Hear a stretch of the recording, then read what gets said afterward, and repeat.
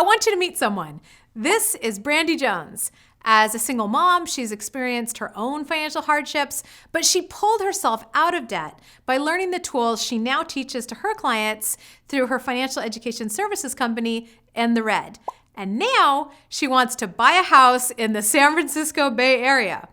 But as you probably know, the housing market has been completely insane lately, with prices skyrocketing to the highest they've ever been. 2 out of 3 homes nationwide getting multiple bids, and a lot of homes going for way over asking price. That's great if you want to sell your house for top dollar, but if you want to buy a house right now, how do you do it? Brandy had that same question.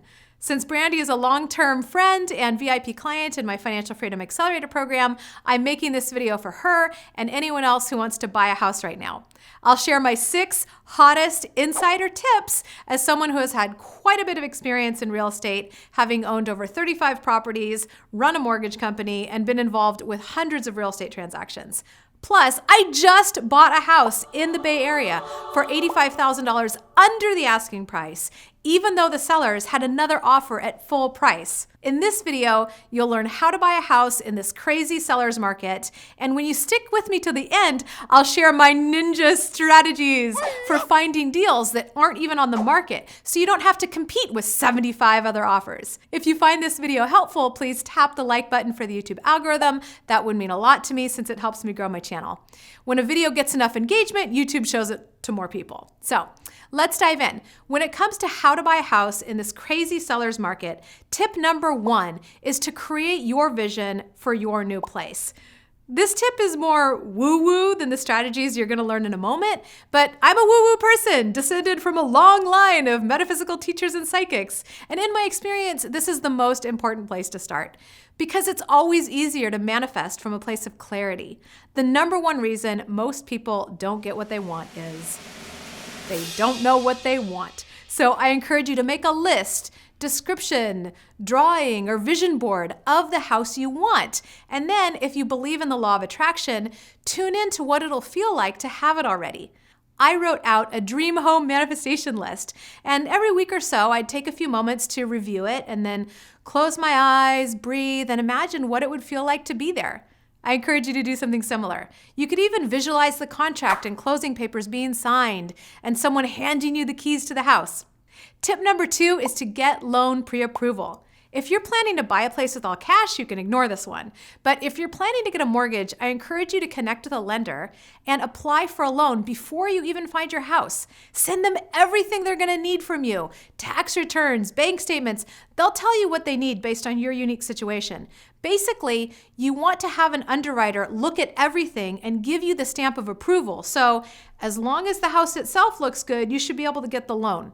Once you have loan pre-approval, you'll know how much you can qualify for, what you can afford to offer on a place, and roughly how much time the lender will need to close the deal. In general, if you can close in 14 days, that looks like a stronger offer to a seller than closing in 21 days.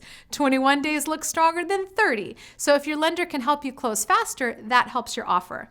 And then submit your pre-approval letter with your offer so the seller can feel confident that you'll be able to actually close on the deal. In fact, some sellers won't even look at offers without a pre-approval letter. So this is an important first step. Tip number 3 is to put down a large earnest money deposit. Assuming you're going to be putting money down anyway, putting down a larger earnest money deposit shows the seller that you're serious and makes for a stronger offer.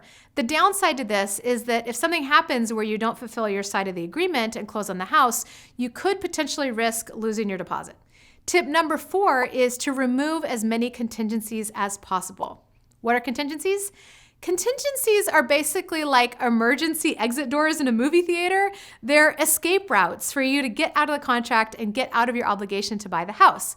For example, you might want an inspection contingency, which means that you agree to buy the house subject to a home inspection. So if the home inspector discovers $50,000 in repairs that you didn't know about, that contingency would allow you to walk away from the deal without risking your deposit. If you want an appraisal contingency, that means you agree to buy the house subject to an appraiser saying that it's actually worth what you agreed to pay. If the appraisal comes in lower than that, you might be able to negotiate a lower price or walk away.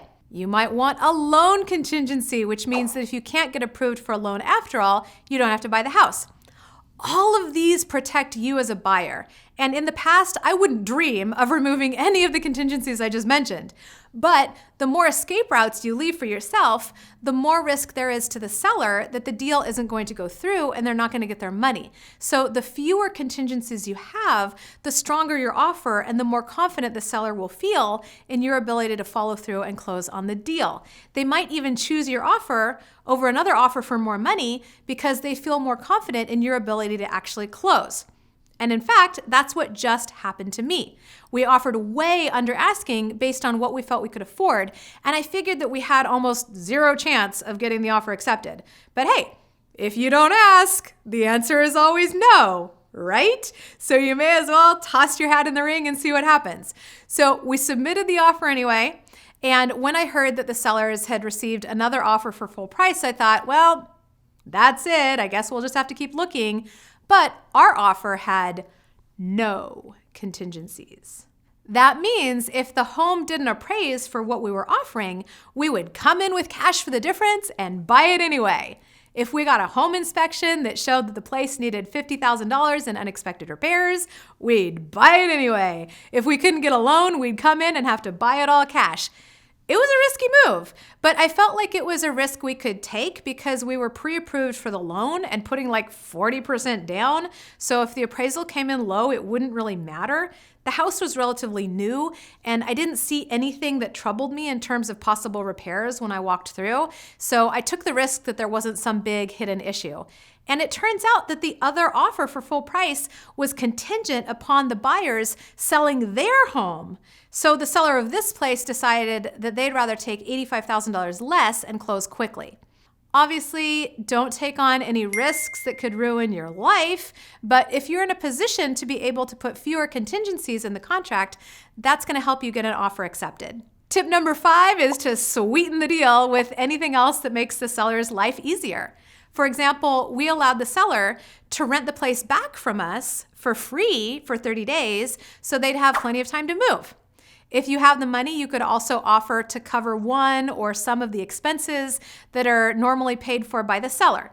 In one of our offers, we offered a $10,000 credit towards the seller's moving costs.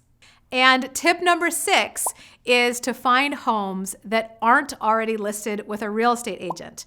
Once a real estate agent lists a home, you're probably going to see it on Redfin, Zillow, etc. You and a gazillion other people who are going to be competing with you to buy the same home. So you can bypass all that insanity by finding a home that's not already listed with a real estate agent. How do you do that? Easier said than done, right? Well, here's my ninja hack. Imagine if you were a real estate agent. How would you find homes to list in the first place? How would you find people that want to sell their homes?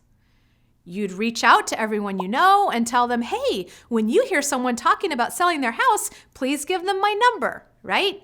You'd search on Craigslist for homes that are listed as for sale by owner. You might drive neighborhoods and look for houses with for sale by owner signs, or houses that look vacant or like they need some repair, and then track down those owners to see if they want to sell. You might meet with local real estate investment clubs and see if someone finds a deal that doesn't work for them but would totally work for you. Or maybe they bought a place, fixed it up, and would consider selling it to you. You'd network with other industry professionals like contractors, property managers, appraisers, home inspectors, title officers, or mortgage brokers. And have you ever seen a postcard from a local realtor about how they just sold a home in that area? I'm guessing you probably have. You could do something similar and send mailings to certain neighborhoods. In fact, this is what I would have done next if we hadn't had our offer on this house accepted. My realtor actually agreed to partner with me on this and get a list of addresses for the neighborhoods we wanted to target. My plan was to write a personal letter about what we were looking for and ask the homeowners to keep us in mind if they heard of anyone in the area talking about selling their home. And then I was going to either hand address the letters or find a service that does that and send them out to see if we could find a house that wasn't on the market yet. That might be a sweet deal for someone who wants to sell their house but doesn't want to take the time to get it all fixed up and staged or doesn't want to pay huge real estate commissions. Bottom line, put yourself in the mindset of a real estate agent who wants to find new listings and do that stuff yourself. So those are my 6 hottest tips for how to buy a house in this crazy seller's market.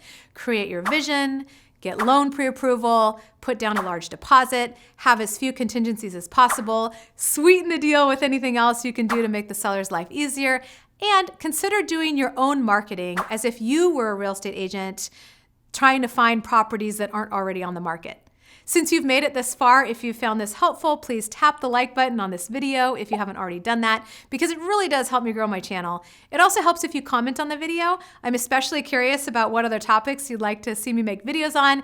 And if you just want to show your support, comment ninja to let me know you made it to the end of this video. If you want to see more videos from me, make sure to subscribe to this channel. I post a new video every single week to help you increase your financial literacy, and I personally respond to every single comment.